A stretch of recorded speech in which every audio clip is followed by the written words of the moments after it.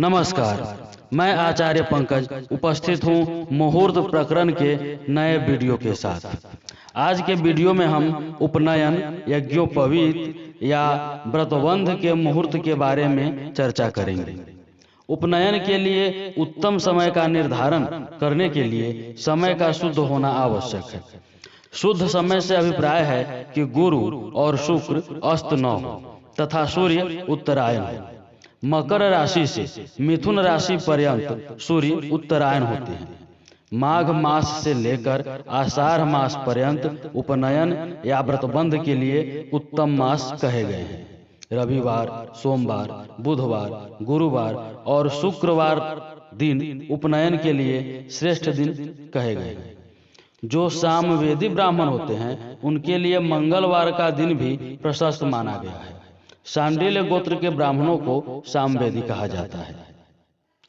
प्रातः काल और शुक्ल पक्ष की द्वितीया, तृतीया, पंचमी, दशमी, एकादशी और द्वादशी तिथियां उपनयन के लिए श्रेष्ठ कही गई हैं।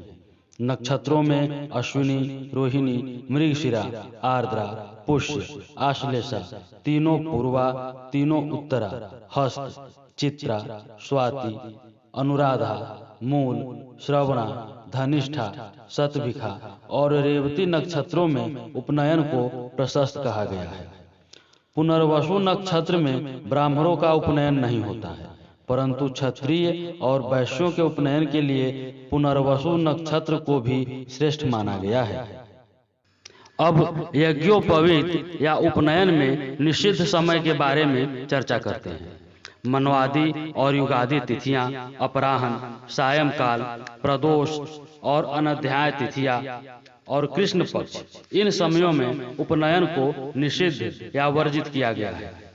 प्रदोष और अनध्याय तिथियों से अभिप्राय है कि यदि तृतीया तिथि में एक प्रहर रात्रि रहते, चतुर्थी तिथि से विद्ध हो, द्वादशी तिथि अर्धरात्रि से पहले त्रयोदशी तिथि से विद्ध हो तथा षष्ठी तिथि आधा प्रहर रात्रि रहते सप्तमी तिथि से विद्ध हो तो यह तिथियां प्रदोष तिथियां कहलाती हैं और इन तिथियों में उपनयन को निषिद्ध कहा गया है।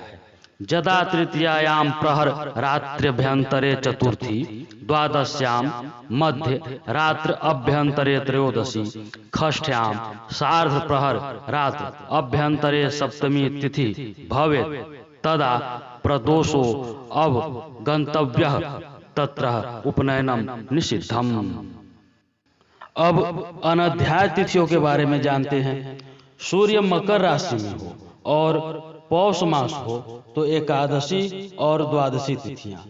यदि मकर राशि में स्थित सूर्य हो और माघ मास हो तो द्वादशी तिथि चैत्र और वैशाख मास में तृतीया, वैशाख मास को छोड़कर अन्य मासों की द्वितीया और आषाढ़ मास की दशमी और एकादशी तिथियां अनध्याय तिथियां कहलाती है तथा इन तिथियों में भी उपनयन को निषिद्ध कहा गया है।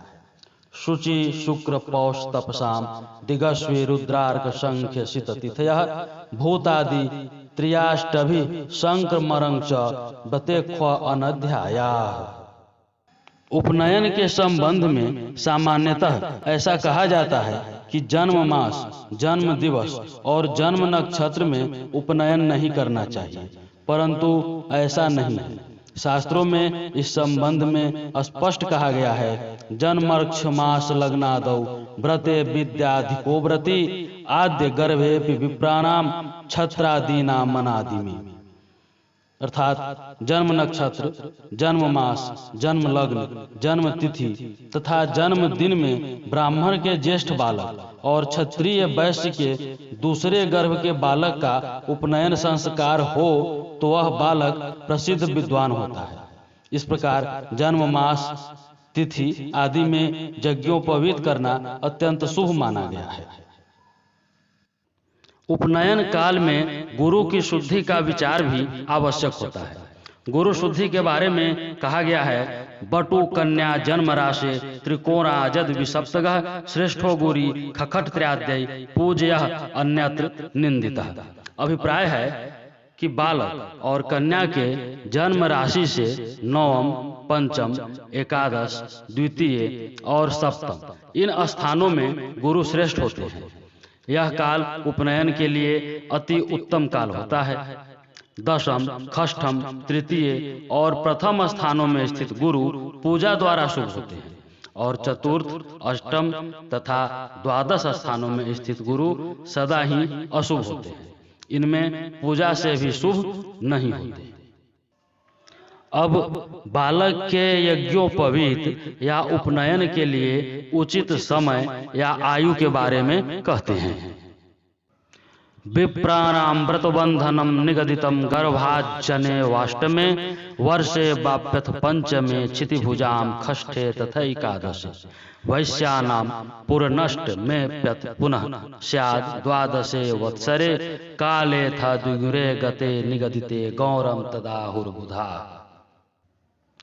गर्भाधान समय से या जन्म समय से 5वें अथवा 8वें वर्ष में ब्राह्मण का, 6ठे या 11वें वर्ष में क्षत्रियों का, 8वें या 12वें वर्ष में वैश्यों का यज्ञोपवीत संस्कार श्रेष्ठ कहा गया है।